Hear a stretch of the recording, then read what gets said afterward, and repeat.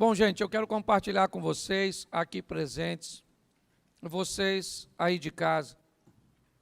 Uma das funções da igreja, ela exerce muitas funções, é verdade. Mas uma das funções da igreja é buscar instruir as pessoas a estabelecer um relacionamento sadio para com Deus. E como é que nós fazemos isso e a partir de que isso acontece? Instruindo essas pessoas através da palavra de Deus, para que elas consigam entender e ir amadurecendo. O relacionamento de Deus ou com Deus, ele é crescente. O relacionamento com Deus é aquele relacionamento que ele vai evoluindo gradativamente.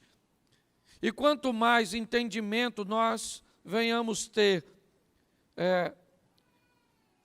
de como as coisas funcionam para ele, mais fácil fica a nossa vida e as nossas decisões. A maioria dos problemas que temos no relacionamento divino, aliás, em todos os relacionamentos, seja ele interpessoal, é o conflito de interesses. É quando aquilo que interessa a outra parte não me é tão interessante, não me é tão conveniente. Quando alguma coisa é altamente conveniente para minha esposa, mas também me traz um nível de conveniência, de satisfação, de retorno, é fácil associar e encaixar os dentes dessa engrenagem. Mas quando os interesses dela sobrepõem os meus interesses, nós vamos viver então um conflito de interesses. E provavelmente então vamos ter uma discussão, vamos ter um desequilíbrio, vamos ter um nível de estresse. O relacionamento com Deus também não é diferente. Todas as vezes que o que Deus orienta, ou todas as vezes que eu tenho que fazer algo que vai levar interesse ou vantagens para Deus e não para mim, eu também começo a ter problema de praticar esse tipo de procedimento, seja ele no âmbito financeiro, seja ele no âmbito emocional, onde for. Se eu sentir que vou levar a algum nível de prejuízo, automaticamente eu vou me fechar para essa possibilidade. E aí nós vamos acabar obtendo problemas no nosso relacionamento. Muitas pessoas convivem em seu relacionamento com Deus e enfrentam muita adversidade durante longos tempos, caminhando ao lado do Senhor e não alcançando resultados. E muitas vezes, quando nós vamos olhar para isso, o que nós descobrimos é que essas pessoas sequer foram capazes de descobrir o que Deus ama. E se descobriram o que Deus ama, muitas vezes não conseguiram amar. Eu digo aqui que amar a Deus é fácil, o difícil é amar aquilo que Ele ama. Esse é o grande desafio nosso. Então eu quero falar um pouco com vocês nesse dia que estamos aí, 13h30 de oração, e o tema da minha mensagem é venha o teu reino. Eu quero mostrar a você que a proposta bíblica, antes de ir para o céu, é trazer o céu para a terra. Antes de chegarmos lá, é trazer lá para cá. É adoçarmos os lábios das pessoas com um estilo de vida, com uma proposta divina que vai trazer para mim e para você bem-estar, satisfação e muitas vezes, é verdade, conflitos. E como é que nós vamos adquirir essa intimidade? Através da oração. Pois Deus tem muitas maneiras de falar conosco. Muitas maneiras ou por muitos meios, Deus pode falar conosco. Ele pode falar conosco por sonhos, Ele pode falar conosco por mensagens, por pregações, Ele pode falar conosco por canções, Ele pode falar conosco pela memória, pelas lembranças que temos. Ele pode falar conosco por textos. Então, a maneira que Deus pode falar conosco, ela é muito variada. Mas nós, basicamente, só temos uma maneira de falar com Deus. E que maneira é essa? A oração. É apenas através da oração que nós vamos falar com Deus. E podemos orar de duas formas. Nós podemos orar com as nossas palavras e podemos orar com os nossos pensamentos. Se palavras fosse o único meio de alguém se relacionar com Deus, como ficaria a vida espiritual de um mudo, que não tem como emitir, certo? Uma palavra. Então, nós também, muitas vezes, estamos em ambientes cujos quais entramos em oração e não pronunciamos nenhuma palavra. O texto diz que quando Ana está orando em Siló, o sacerdote olha para ela. Seu lábio se movia, mas palavra nenhuma saía de sua boca. Naquele momento, a mente de Ana estava falando com Deus. Estava apresentando a Deus as suas causas.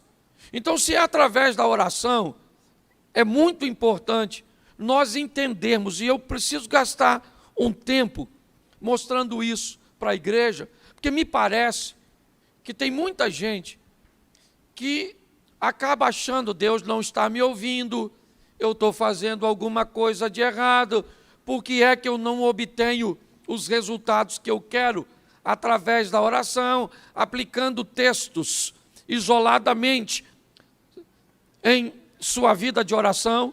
E quando isso começa a acontecer, inevitavelmente nós somos seres humanos.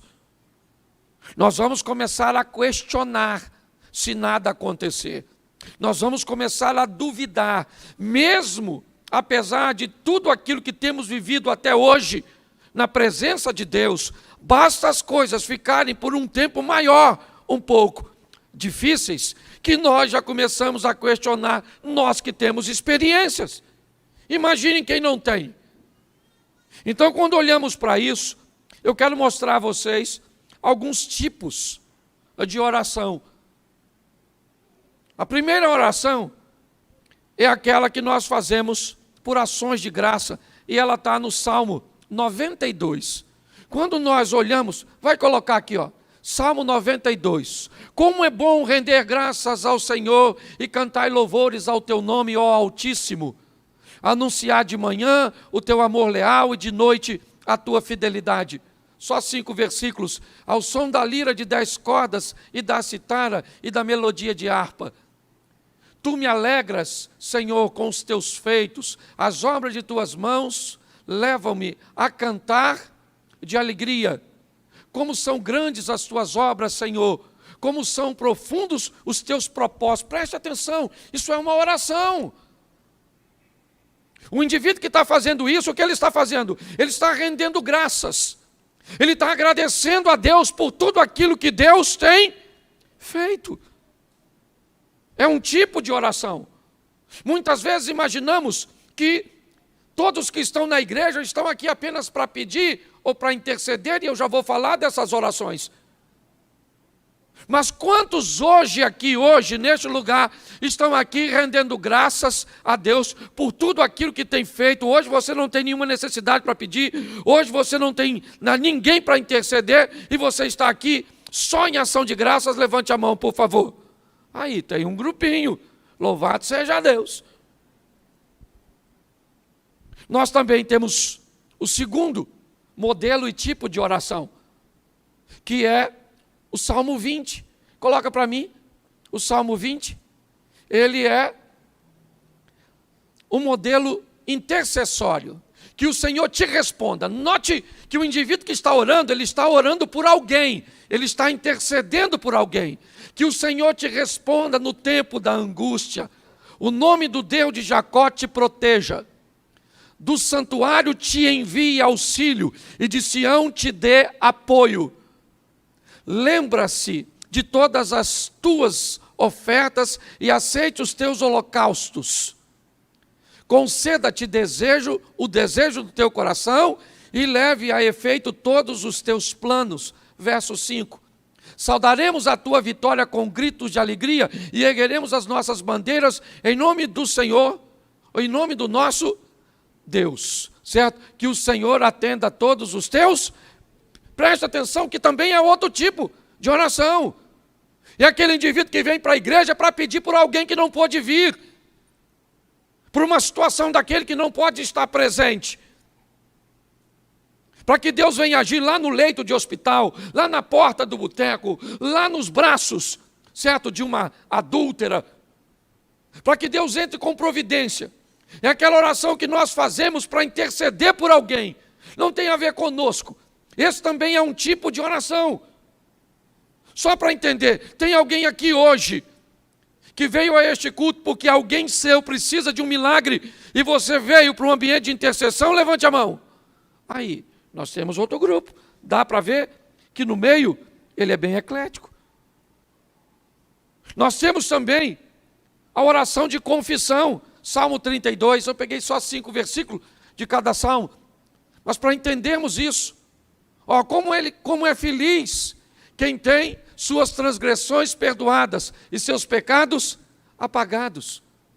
Como é feliz aquele a quem o Senhor não atribui culpa e em quem não há hipocrisia. Enquanto eu mantinha escondidos os meus pecados, o meu corpo definhava de tanto gemer. Pois dia e noite a tua mão pesava sobre mim, minhas forças foram se esgotando como em tempo de seca. Verso 5. Então reconheci diante de ti o meu pecado e não encobri as minhas culpas. Eu disse, confessarei as minhas transgressões ao Senhor e tu perdoaste a culpa do meu pecado. Preste atenção, que esse é o terceiro modelo. Que modelo é esse, pastor? Um modelo de confissão. É aquela oração que eu venho me derramar diante de Deus e venho dizer para Ele quem eu sou de verdade, e muitas vezes vocês não sabem o que existe no meu íntimo, o que existe no seu íntimo, e nós vamos nos apresentar a Deus, às vezes, né, com ações de graças, para agradecer. Muito obrigado a Deus por tudo aquilo que o Senhor tem feito. Às vezes nós vamos interceder, Senhor, entra com providência, lá com Isaías, como eu acabei de pedir a vocês, que orassem pelo rapaz. Às vezes com uma oração de confissão, onde você não olha para ninguém, porque eu tenho aprendido uma coisa, gente, na presença de Deus, não dá tempo de olhar para os outros. Quando você vê alguém olhando o defeito do outro, sabe que ele está na presença de qualquer um, menos de Deus. Porque quando Isaías entra na presença de Deus, sabe o que ele diz? Ai de mim, que sou um homem de lábios impuros e habito no meio de um povo de impuros lábios. Quando você conversar com alguém que fala mal dos outros, pode ter certeza que o diabo está por perto. Quando você estiver perto de alguém que reconhece o defeito de alguém, mas está ali buscando levar a pessoa para o caminho, pode saber que o anjo do Senhor está pertinho, buscando ajudar. Então nós estamos aqui diante de uma oração de confissão, onde o indivíduo fala de quem ele é, que fala que confessou suas culpas. Eu separei 5 aqui, Salmo 113, essa é aquela oração de adoração. Louvem, ó servos do Senhor, louvem o nome do Senhor. Seja bendito o nome do Senhor desde agora e para sempre. Do nascente ao poente, seja louvado o nome do Senhor. Verso 4, o Senhor está exaltado acima de todas as nações, acima dos céus está a sua glória. Verso 5, quem é como o Senhor, o nosso Deus, que reina em seu trono nas alturas? Preste atenção, que isso é uma oração de quê? De adoração. É aquele dia que nós vamos adorar pelo que Ele é, não é porque Ele nos deu. Porque se Ele nos dá, Ele é Deus. Se Ele não dá, Ele é Deus. Se Ele fizer, Ele é Deus. Se não fizer, Ele é Deus. Se eu entendo, Ele é Deus. Se eu não entendo, Ele é Deus. Se está vivo, Ele é Deus. Se morreu, Ele é Deus. E aquela coisa, eu vou adorar e pronto. Isso também faz parte da nossa oração. E nós temos a mais comum, Salmo 54. Que não tem nada de errado, mas é a turma do pedir. Certo? Salva, meu Deus, pelo teu nome. Defende-me pelo teu poder. Sei que a maioria está nesse. Esse aí sou eu, pastor. Ouve a minha oração, ó Deus, e escuta as minhas palavras. Estrangeiros me atacam. Homens cruéis querem matar-me, homens que não se importam com Deus. Certamente, Deus é o meu auxílio, o Senhor que me sustém. Recai o mal sobre os meus inimigos, extermina-os por tua fidelidade. Essa é a oração da petição. Certo? É a turma que veio pedir. Não vou perguntar quantos são, porque sou pastor e aprendi uma coisa. Esse é o maior grupo. Preste atenção. Na minha opinião, todas as orações são ouvidas por Deus. Amém? Porque Ele é onisciente. Antes de nós falarmos, Ele já sabe. Certo? E para mim, todas as orações são respondidas por Deus. Todas. Pastor, não concordo. Tem umas que Ele não responde. Por que não é resposta? Te ensinaram que Deus é uma vaquinha de presépio. E que você, Senhor, que se fizer assim, o povo vai embora. E aí nós começamos a usar a Bíblia de forma errada. Então, primeiro eu queria te dizer, de vez em quando chega na igreja para fazer uma oração de ações de graça. De vez em quando faça uma oração intercessória. De vez em quando confessa esses troços ruins. De vez em quando adora e de vez em quando pede. Balanceia o negócio. Então, na maioria das vezes, se não em todas, as orações são atendidas. Certo? Só que Deus também fala não. Poxa, pastor, não queria escutar isso. Pois é. Vê que hoje Deus fala não. Deus fala não, Deus fala não.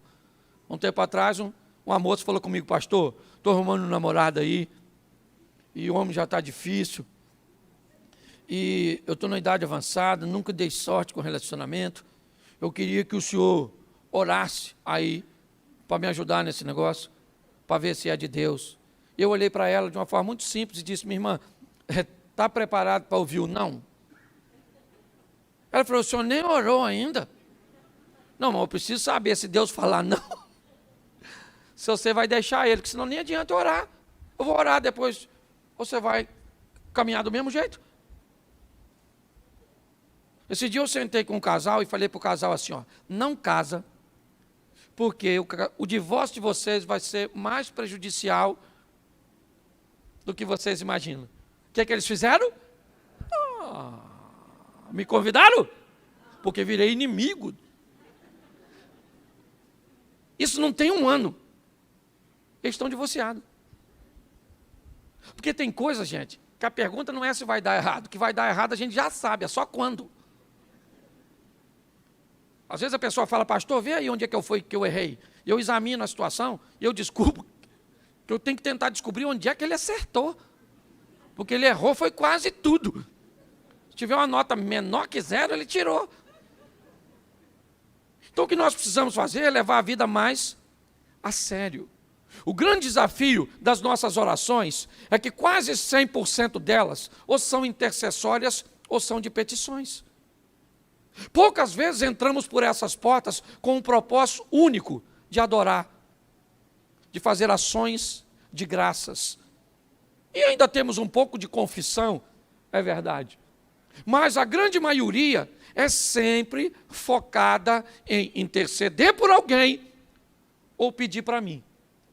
E aí nós vamos nos deparar com aquilo que eu disse no começo. O que, pastor? Os conflitos de interesse. Então, para mim, você precisa saber algumas coisas que eu considero muito importantes. Mateus 18, coloca para mim verso 19. Mateus 18, verso 19. Também, não abra na Bíblia não, olha para aqui por favor. Também digo que, se 2 de vocês concordarem na terra em qualquer assunto sobre o qual pedirem, isso será feito a vocês por meu Pai que está nos... Preste atenção nesse texto. Cuidado para você não isolar isso e pegar isso aqui como verdade absoluta. Aprenda que texto sem contexto pode levar você para o buraco. Preste atenção em Marcos 9,18, e não esqueça desse texto não, mas preste atenção, Marcos 9, onde quer que o apanha, joga-o no chão, ele espuma pela boca, range os dentes e fica rígido. Pedi aos teus discípulos que expulsassem o espírito, mas eles não conseguiram. Preste atenção, 2 discípulos estão voltando com Jesus do monte. Este homem pega o filho dele e leva para 10 dos discípulos de Jesus orarem. Não foram 2, lembra do texto anterior? Onde 2 estiverem reunidos e tudo que pedirem, lembra? Só que o texto diz que tem 10 camaradas orando para o demônio sair deste garoto. E o pai do menino diz: eu trouxe para o senhor não estava, eu apresentei seus 10 discípulos, eles oraram pelo menino e o demônio não. Presta atenção, tinha mais de 2. E aí Jesus explica algo que os discípulos não tinham ainda sensibilidade para entender. Muito mais do que poder de oratória, nós precisamos ter a sensibilidade para fazer a leitura espiritual do momento. Não é volume de voz, gente. Vamos gritar que o demônio sai. Vamos gritar que a bênção acontece. Aliás, eu nunca vi, vou dizer nunca, raras vezes, alguém gritando em oração na Bíblia. Pelo menos o texto nos dá a entender que não precisava. Sai. Entendeu? Às vezes é só questão de autoridade. Quantas vezes a senhora, às vezes, grita com o seu filho para tomar banho durante o dia? Ah, toma banho, garoto! Ah, toma banho! E o menino não vai. Aí quem é que chega de noite? O pai diz: garoto, vai tomar banho agora. Ele nem gritou. Certo? Pelo menos os homens de antigamente. Os homens de hoje, o filho fala: vai tomar banho, senhor. Né? Mas a turma mais velha sabe que o negócio é diferente. Então preste atenção. Eu preciso que vocês entendam. Eu já cansei de ver gente, reúne o povo e diz assim: vamos orar, porque o que nós pedimos agora aqui, onde 2 ou mais estiverem reunidos, vai devagar, santo varão. Fale com o Eterno primeiro. Senhor, é isso mesmo? Não é? Como é que funcionam as coisas? Que senão você começa a ter o procedimento errado e pedir aquilo que nunca vai acontecer. Nós temos que ter maturidade para entendermos isso. Posso ouvir um amém? Porque Tiago capítulo 4, verso 3 diz, Tiago 4, 3, quando pedem, não recebem, pois pedem por motivos para gastarem seus... Presta atenção. Esse texto diz que pessoas pedem, mas a motivação, ela é errada. E Deus é um Deus que sonda o coração, não o que você está falando. O que move Deus é um coração contrito, um coração quebrantado. E que me parece esse texto aqui, ele quer dizer simplesmente o seguinte: quando você for pedir alguma coisa ou fazer alguma coisa, faça uma observação simples. Veja quanta vantagem o que você pede vai gerar para você. Veja quanta vantagem o que você pede vai gerar para o ambiente coletivo. Veja quanta vantagem o que você pede vai levar de benefício para o reino de Deus. Quando formos fazer qualquer coisa, olhe o que as outras pessoas vão ganhar com aquilo. Porque se tiver apenas a ver com a minha vantagem, com a sua vantagem, é um pedido egoísta. A probabilidade de você levar um não é muito grande. Se você observar direitinho, as pessoas que estão bilionárias criaram coisas para facilitar a vida de outras pessoas. É assim que funciona. Quando nós olhamos para esse texto, o que a Bíblia está dizendo é que tem pessoas que não alcançam, por quê? Por causa da motivação errada. E aí elas começam a não receber. E isso me parece que tem a ver com maturidade. E ninguém melhor na Bíblia para explicar isso do que Jó. Capítulo 2, verso 10 de Jó, é um dos textos mais expressivos da Bíblia, com certeza. Capítulo 2, verso 10, isso, obrigado. E ele respondeu: você fala como uma insensata. Aceitaremos o bem dado por Deus e não o mal?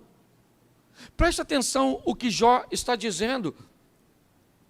Jó está falando com a esposa dele, que não consegue entender tudo aquilo. Se tinha alguém que sabia quem Jó era a mulher dele. Ô gente, um indivíduo que vive nessa terra e o diabo passa perto de Deus e Deus chama o diabo para usar um mortal como exemplo. Tem gente que acha até que Jó não existiu, que é uma alegoria. Eu imagino a mulher desse cara. Ela olha para Jó no seu sofrimento e diz: eu não estou entendendo, filho. O seu sofrimento, ele me machuca demais. É melhor você morrer, Jó. Sabe? Porque eu não posso fazer nada por você. Não acuse essa mulher, não. Ela é parceira. Os filhos morreram, a mulher está lá. Os bens materiais foram embora, a dona está lá. O cara ficou doente, a dona está lá. E quer meter o malho na dona? Conheço gente que o filho morreu, a mulher foi embora. Perdeu dinheiro, estou vazando. Ficou doente, bota no asilo. Cuidador, e vou para a pista. É isso que ela está falando. E Jó diz assim: minha querida, receberíamos o bem de Deus e não receberíamos o mal, ainda que em Deus não há mal. Deus não tenta ninguém, nem pode ser tentado, mas o Satanás recebe autorização para mexer na vida da gente. Aí eu pergunto a você, olhe bem, se essa não é uma grande lição. O que Jó está dizendo é o seguinte, para mim e para você: aprenda a viver com o sim de Deus e com o não de Deus. Só que nos ensinaram erroneamente que nós só íamos receber sim. Então preparei uns textos aqui para vocês e para mim também, que estou pregando para mim. 1 Samuel, capítulo 16, verso de número 1. 1 Samuel 16, 1. O Senhor disse a Samuel: o quê? Até quando você irá se entristecer por causa de? Eu rejeitei como rei Israel. Enche um chifre com óleo e vá a Belém. Eu enviarei a Jessé, escolhi um de seus filhos para fazê-lo rei. Preste atenção. Sabe quem é esse cara? Samuel. Sabe quem é Samuel? Nada mais, nada menos que um juiz, um sacerdote e um profeta. Esse cara só perde em títulos para Jesus, que além dos 3 que eu citei, também é rei, e Samuel não foi. Pensa num cara que tinha intimidade com Deus e era desde garotinho na casa do Eli. Lembra? O cara que cuidou dele e caiu da cadeira para trás, quebrou o pescoço? O Elisão, lembra dele? Pois é. Samuca falava com Deus desde novo. Um menino extraordinário. E um dia ele está lá orando. Uma oração intercessória. Senhor, abençoa o Saul. Saul é maneiro. É o primeiro rei. Vacilou, mas perdoa. E o que Deus falou? Para o juiz, sacerdote, profeta, gente boa. Até quando, Samuel? Vai ficar me enchendo a paciência com esse assunto. Eu já falei que não quero Saulzinho. Entendeu? Saul caiu, mano. Entendeu? Sabe? Já era o Saul. Enche o teu vasinho de azeite, desce a Belém, porque já escolhi até outro rei para botar no lugar dele. O que é isso? É Deus falando não para um profeta. Se ele falou não para um profeta, não vai falar para mim nem para você? Se você não sabe se relacionar com Deus, vai embora. Mas tem que aprender a ouvir não. Porque o não de Deus é para o nosso. Isso aí. Então, Deus gostava do Samuel? Samuel estava em pecado? Fez alguma besteira? Não. Mas Deus disse não. Então, quando você for orar, veja se Deus vai falar não. Não, não e não. Quer que eu desenhe? Não. Você quer mais exemplo? Separei 3. 2 Samuel, capítulo 12, verso 15 e verso 18 depois. 2 Samuel 15, verso 18. Isso.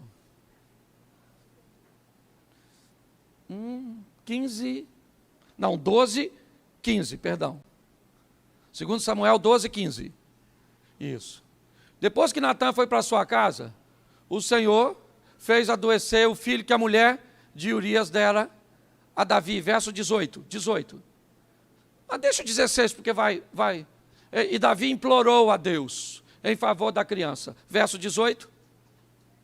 Isso. 7 dias depois a criança morreu. Gente, pensa num cara extraordinário. O nome dele, Davi. Certo? Um grande homem, um rei extraordinário, um homem segundo o coração de Deus. O filho do Davi fica doente e o Davi vai para onde? Se tinha um cara que conhecia o endereço de Deus, esse cara era Davi. Lá vai Davi, Senhor, meu filhinho, Senhor, eu vacilei com a Batseba aí, poxa. Peguei mesmo ela aí, e veio esse menino aí, poxa. Tramei lá para matar Urias. Uns deslizinhos assim. Pô, Senhor, deixa o menino vivo. Menino, Senhor, menino vivo. 7 dias. Ele não come e não toma banho. 7 dias. 7 dias depois, Deus respondeu a Davi. E qual foi a resposta? Não. O menino já bateu a caçuleta. Partiu dessa para melhor. Juntou as canelas. Mas Deus não ouviu Davi? Ouviu, claro que ouviu. Só falou, não vou, acabou. Você está entendendo? Tem oração que parece que a gente não quer escutar. Quando nós vamos orar por um parente nosso que a gente não está afim que morra, mas Deus está afim que morre. Por que o senhor está afim? Porque eu estou. Entendeu? É porque ele não fala com a gente assim, que ele tem educação. Por que vai morrer? Porque eu quero. O dono dessa jossa aqui sou eu. Porque tem gente que parece que é Deus. Ah, Senhor, eu vou aí andar na igreja, mas o cuidado com o que o senhor vai falar comigo, hein? Senão eu vou embora, o senhor vai ver só, o senhor fica sem mim. Nossa, que prejuízo que Deus levou. Você está rindo, mas é sério. E você quer ver o absurdo dos absurdos? Mateus 26, 39. Mateus 26, 39. Indo um pouco mais adiante, prostrou-se com o rosto em terra e orou. Meu Pai, se for possível, afasta de mim este cálice. Sabe quem é esse? Orando. E o que ele falou? Pai, isso aí é a minha tradução. A chapa aqui está quente, mano. Os caras estão indo para a reta final. Os malucos aqui lideram, não é? Esse quadrilha lá no Rio de Janeiro. Os caras perigosíssimos. Eles vão me matar. Então, vamos aqui, fala. Se der aí, pai. Eu queria morrer assim, não. Poxa. Mas a intimidade era tão grande que a resposta já veio no meio da oração. Ele falou, mas contudo, já que a resposta é essa mesmo, né? Então cumpra assim mesmo, né? Vamos embora. Se não dá, deixa desse jeito. Você sabe quem ouviu a negatividade de Deus? O próprio Jesus. Então, gente, nós temos que ter maturidade. Agora, pastor, o que o senhor está dizendo? Eu estou dizendo que foi a única vez que Jesus ouviu não. Nas outras orações ele chegou a dizer, eu só estou clamando ao Senhor, e eu sei que o Senhor sempre me ouve, ele mesmo disse, Eu sei que o Senhor sempre me ouve. E ele está ouvindo do mesmo jeito aqui.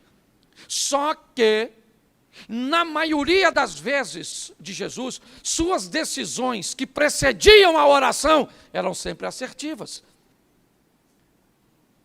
A maneira com que ele conduzia a sua vida era uma maneira magistral. Então preste atenção, a maioria das coisas erradas que acontecem na nossa vida, ou as nossas orações, elas têm finalidade corretivas. Elas parecem que entram em cena, não para me promover, não para me elevar, mas para que eu corrija erros que eu cometi anteriormente.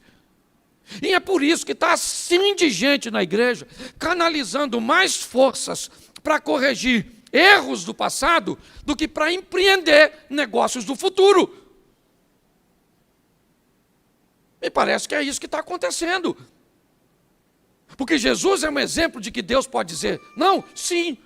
Davi é um exemplo de que Deus pode dizer não, sim. Samuel é um exemplo. Mas pega a história dos caras. Os caras são vencedores. Mas, em algum momento, tanto Samuel quanto Davi se equivocam. Jesus não. É um plano divino. O que ele está mostrando aqui é a natureza humana. É o que é seu corpo tentando fugir da dor, da morte. Esse texto humaniza de uma forma sensacional ele. Muitas pessoas não oram porque têm medo da resposta. Então, querido, nunca deixe de orar.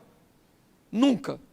1 Tessalonicenses 5, certo? Orai sem, nunca deixe de orar. Porém, nunca se esqueça de com quem você está falando. Nunca se esqueça. Sempre vai prevalecer a vontade dele. Eu poderia ficar aqui hoje e usar um culto de domingo só para orações como essas duas que eu vou usar como exemplo agora. As mulheres de Atos 12:12, coloca aí rapidinho. Isso. Percebendo isso, ele se dirigiu à casa de Maria, mãe de João, também chamado Marcos, onde muita gente havia se reunido e estava orando. Preste atenção. Esse é o momento que Pedro é solto. Herodes havia mandado prender a Pedro. Depois de matar Tiago a espada, aquilo agradou. Pedro está preso. Seus recursos, não tem como tirá-lo dali. E o que tem? Gente orando na casa de Maria, mãe de João Marcos. E é para lá que Pedro vai. Depois que é liberto. O que é isso? Uma oração que entrou na presença de Deus e Deus ouviu positivamente. Mas qual é a diferença das outras três, pastor? Eram petições do mesmo jeito, de gente que Deus amava, mas estavam pedindo coisas que não estavam no plano de Deus. Esse é o grande desafio nosso. Antes de pedir alguma coisa, descubra se qual é o grau do que eu estou pedindo que interessa para Deus. E você vai ver que as coisas vão ficar muito mais fáceis. Gente, muito mais fáceis. Coloca isso na sua vida. Para de ser imediatista. Para de querer as coisas instantâneas. Minha mulher convive comigo, sabe, eu sou extremamente moroso, demorado. Às vezes as pessoas gostariam que eu fosse mais acelerado, que eu fizesse mais coisas. Agora pega os últimos 10 anos da minha vida e vê tudo que eu construí, fiz, como as coisas acontecem, quantas vezes eu levei um não de Deus. Porque antes de te buscar fazer alguma coisa, veja se o que você quer fazer está alinhado com o que Deus quer para você. Pare de usar os outros como medida. O carro dos outros não é para você, a vida dos outros não é para você, certo? A posição do outro não é para você. Quando eu era garoto ali na Praça da Mantiqueira, eu morava ali, lá em frente onde tem aquelas mesas de ping-pong, onde minha tia que me criou estava ali. E eu estudava no Monteiro Lobato. E a rodoviária era bem cá na frente, onde estão fazendo aquela lanchonete nova. E quando eu saía do colégio, quase todos os dias, que um ônibus estava saindo, eu saía correndo com o ônibus para chegar em casa primeiro que ele. Agarrava minha mochilinha aqui, meu filho. E o ônibus ia, eu partia. Partia, e quantas vezes eu ganhei do ônibus? Quantas vezes o ônibus ganhou de mim? E se você perguntar ao motorista, ele nem sabia que eu existo. Porque a competição estava apenas na minha cabeça. Aí a senhora compete com a mulher da sua família que emagreceu e a senhora ganhou os pesos que ela perdeu. Você já viu gente competitiva que usa os outros como medida? Para com isso. Descubra, sabe? Descubra. Eu gosto, né? Ezequias e Isaías. Uma oração no Velho Testamento. Senaqueribe cercou tudo, não tem rota de fuga. Os dois camaradas clamam a Deus: Senhor, olha aí o que está acontecendo. Deus envia recursos, os céus se abrem, a batalha ganha. Por quê? Porque Deus estava no negócio. Gaste um pouco de tempo. Sabe quem vai abrir um negócio? O que faz quando é sério? Quando alguém é sério e quer abrir um negócio, ele estuda o mercado no local onde ele quer abrir. A potencialização do produto que ele planeja vender. O preço médio que as pessoas que estão interessadas no seu produto são capazes de pagar. Porque às vezes o produto é bom, mas se for colocado no lugar errado, ele não vai ter sucesso. E aí parece que seu produto é ruim. E às vezes ele não é ruim, ele apenas está no lugar errado. Mas sabe o que as pessoas imaturas fazem? Mergulham de cabeça. E quando vai ver, quebram em lugares com coisas que poderiam prosperar. Reposicione-se, porque eu termino aqui. Ninguém melhor do que Jesus para dizer qual é a oração. O Pai Nosso não é uma oração para ser repetida. Ele é uma oração para ser implantada na vida. Repetir o Pai Nosso não é nada. O segredo do Pai Nosso é entender que não é eu vou para o teu reino, é venha o teu reino. O segredo do Pai Nosso é entender que o Pai e o pão são nossos, mas o reino e a vontade é dele. Que tem que ser santificado porque eu sou filho. Santificado seja o seu nome. Olha, Pai Nosso que estás, santificado seja o teu. Por quê? Porque eu sou filho. Sabe a santificação que diz no começo? É a tentação sendo vencida. Lá no final. Sabe qual é o problema, igreja? É que nos ensinaram apenas a ir para o céu. Pastor, o senhor acha isso pouco? Não. Eu só acho que quem aceitou apenas a proposta de ir para o céu só pegou 50% da mensagem. Esqueceu os outros 50%. Sem dúvida nenhuma, a parte mais importante é a vida eterna. Buscai primeiro o reino de Deus e a sua justiça.